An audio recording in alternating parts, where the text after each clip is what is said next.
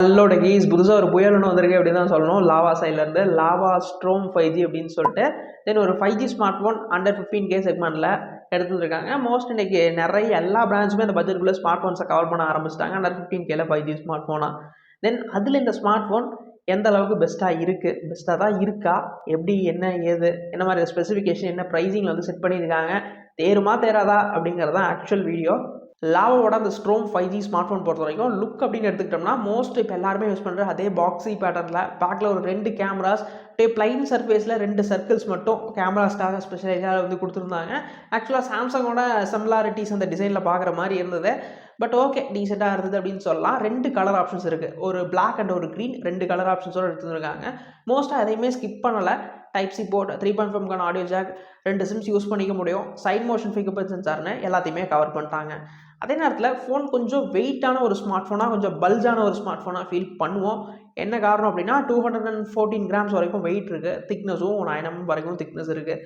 தென் கையில் வச்சிருக்கும் போதே ஒரு பெரிய ஃபோனை வச்சிருக்கக்கூடிய ஃபீல் கண்டிப்பாக வந்து இருக்கும் அப்படின்னு தான் சொல்லணும்.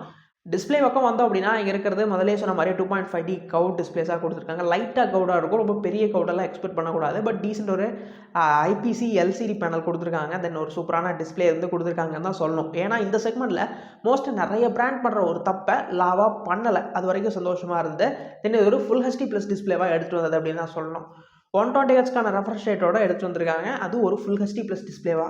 மோஸ்ட் நீங்கள் கண்டென்ட் அதிகமாக பார்க்கக்கூடிய நபர்கள் அப்படின்னா இது ஒரு நல்ல டிஸ்பிளே செக்மெண்ட் சொல்லலாம். அதுவும் இந்த பட்ஜெட்டில் நல்ல ஒரு சாட்டிஸ்ஃபேக்ஷனான டிஸ்பிளே கொடுத்துருக்காங்கன்னு தான் சொல்லணும். ஏன்னா பொதுவாக நீங்கள் யூடியூப் ஆகட்டும், அப்படி இல்லை ஒரு நெட்ஃப்ளிக்ஸ், அமேசான் மாதிரி ஸ்ட்ரீமிங் பிளாட்ஃபார்ம்ஸில் பார்க்குறீங்க அப்படிங்கிற பட்சத்தில் மோஸ்ட் பெருசாக நெகட்டிவ் இல்லாத ஒரு ஸ்க்ரீன், அதுவும் இந்த பட்ஜெட்டில் அப்படின்னு சொல்லும் போதில் 5Gயோட கன்சிடர் பண்ண போல நல்லாவே இருந்த ஒரு டிஸ்பிளேன்னு சொல்லலாம். மெயினாக இதில் சொல்ல போனால் இன்னொரு விஷயம் யூசர் எக்ஸ்பீரியன்ஸ். பொதுவாக வீட்டில் யாருக்கா பெரியவங்களுக்கு வாங்கி தரீங்க, இல்லை நீங்களே ஒரு செகண்டரி யூஸ் பண்ணுறீங்கன்னா கூட இதோட யூஐ ரொம்ப டீசெண்டாக இருக்குன்னு சொல்லணும். பெருசாக ஆட்ஸோ ப்ளோட்வேர்ஸோ இல்லாத ஒரு யூஐ. மோட்டோக்கு அப்புறம் இந்த பட்ஜெட்குள்ளே ஒரு ஸ்டாக் ஆண்ட்ராய்டு வந்து கொடுக்குறாங்க அப்படின்னா அது லாவா தான் கொடுக்குறாங்க. பெருசாக அது ஒரு நல்ல விஷயமா இருந்தது. இது out of the box Android 13 மேலே இந்த ஸ்டாக் ஆண்ட்ராய்டு ஃபீலோடு எடுத்துகிட்டு வராங்க. தென் இது ஒரு பாசிட்டிவான விஷயம். பெருசாக இந்த ஆடு இந்த மாதிரி டிஸ்டர்பன்ஸ்லாம் இருக்கக்கூடாதுன்னு நினச்சிங்கன்னா இது ஒரு நல்ல யூசர் எக்ஸ்பீரியன்ஸை கொடுக்கக்கூடிய யூஐயாக கொடுத்துருந்தது. லாவா கிட்ட ஒரு செம பாசிட்டிவான திங்காக வந்து எனக்கு ஃபீல் ஆச்சு. பர்ஃபார்மன்ஸ் அப்படிங்கிற விஷயத்துக்குள்ளே வந்தோம் அப்படின்னா அவங்க வந்து அவங்களோட பேஸ்லேயே பெருசாக ஹைலைட் பண்ணுற விஷயம் இது ஒன்று. தென் 4,20,000 ஸ்கோர்ஸ் வந்து ரீச் பண்ணியிருக்கு இந்த ப்ராசர், டிமென்சிட்டியோட ப்ராசர்னு கிளைம் பண்ணுறாங்க. வேறு ஒன்றும் இல்லைங்க, டிமென்சிட்டியோட 6080 தான் மோஸ்ட். இன்றைக்கி இந்த பட்ஜெட்டு வந்துக்கிட்டோம், அந்த 15K பட்ஜெட்டுக்குள்ளே ஒரு 5G ஸ்மார்ட் ஃபோன் பார்க்குறீங்கன்னா ஒன்று உங்களுக்கு டிமென்சிட்டியோட 6080 இருக்கும், இல்லை 6100+ இருக்கும். அதில் பார்த்தோம் அப்படின்னா இது 6080 மோஸ்ட் எக்ஸ்பெக்ட் பண்ண ஒரு சிப்பு தான். தென் அவங்க சொல்கிற நம்பர்ஸ் எல்லாம் ஒத்தி வச்சுட்டு ஆக்சுவல் பர்ஃபார்மன்ஸாக பார்த்தோம் அப்படின்னா இன்றைக்குமே மார்க்கெட்டில் G85 88லாம் இருக்குது பார்த்தீங்களா, அதை விட பெட்டரான ஒரு பர்ஃபார்மன்ஸ் இருக்கக்கூடிய 5G சிப்பு. அது வந்து மோஸ்ட் பாசிட்டிவாக தான் எனக்கு ஃபீல் ஆச்சு. மோஸ்ட் அது நெகட்டிவெல்லாம் இல்லை. இந்த பட்ஜெட்டுக்கு நீங்கள் எக்ஸ்பெக்ட் பண்ணக்கூடிய கேமிங் பர்ஃபார்மன்ஸும் கிடச்சிரும். அதே நேரத்தில் ரெகுலர் டாஸ்க்குக்காகட்டும் இது எல்லாத்துக்குமே ஒரு கேப்பபிளான சிப்பை வந்து இங்கே கொடுத்துருக்காங்க அப்படின்னு தான் சொல்லணும். இதோட சேர்த்து மெயினாக எக்ஸ்பெக்ட் பண்ணாத ஒரே ஒரு வேரியண்ட் அஃபோர்ட் பண்ணது 8GB ரேம்.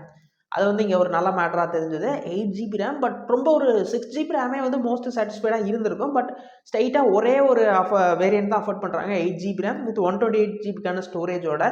தென் நல்லா இருக்கான்னு கேட்டால் இருக்குது. பட் 6GB ரேமை கொடுத்துட்டு கூட லைட்டாக ப்ரைஸை வந்து லைட்டாக கம்மி பண்ணியிருந்தா இன்னும் கொஞ்சம் பெட்டராக ஒரு ஃபீல் இருந்திருக்குமோ நம்ம எனக்கு தெரில.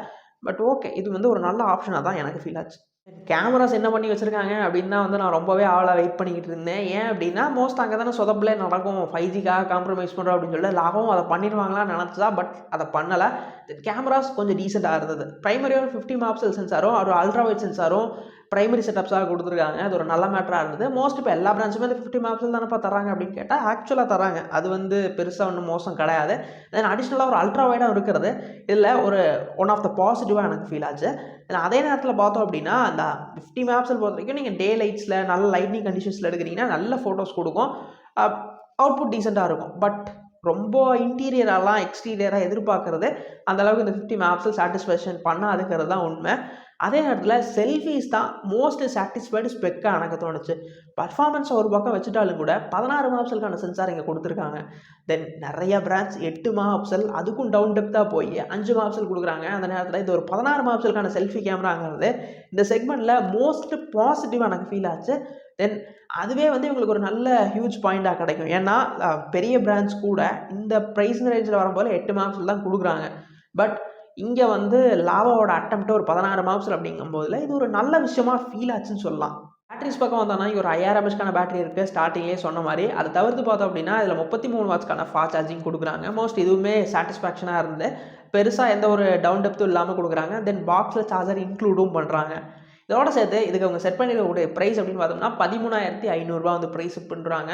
ப்ரைஸ் எனக்கு வந்து ரீசனபிளாக தோணுச்சு. ஒரு ஃபுல் ஹெச்டி டிஸ்பிளே இருக்குது, 16 மெகாபிக்சலுக்கான செல்ஃபி, ரொம்ப மோஸ்ட் ஒரு காம்ப்ரமைஸான ஸ்பெக் இருக்குன்னு தான் சொல்லணும். அந்தளவுக்கு நெகட்டிவான திங்க் எதுவுமே இல்லை.